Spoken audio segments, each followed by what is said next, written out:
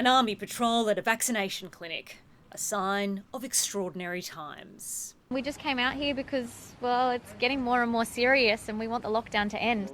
Here in southwestern Sydney, there's an eagerness to access the AstraZeneca vaccine. Really reluctant with the vaccine, but now it's worth a risk more than getting the COVID itself. I had a Pfizer injection booked, but the COVID cases just keep rising, and I was just like, I've just got to get it done now.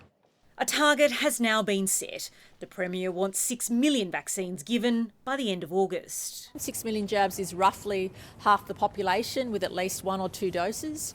That gives us additional options as to what life looks like on the 29th of August. But the number of infections will also play a part, and they remain high.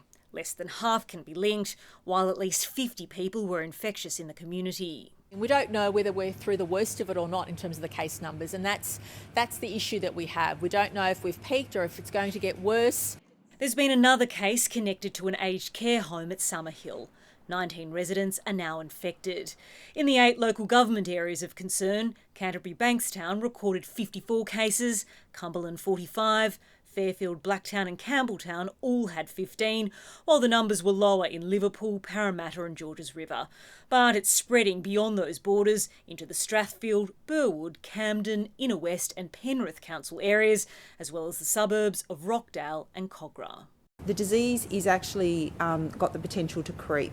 And so we also are asking that you don't go into those suburbs, even if they're within that permitted radius, to shop. 4 workers at the Woolworths in Bankstown have tested positive, but the risk to customers generally at supermarkets is low. We have had transmission in a small number of supermarkets, and that's generally been when one of the staff have brought it in from a community exposure, and then there's been workplace transmission. We don't actually think the large supermarkets are a great risk. The Premier is confident the 6 million vaccine target can be met in the next 4 weeks, but she isn't willing to say what that will mean for restrictions if it's achieved.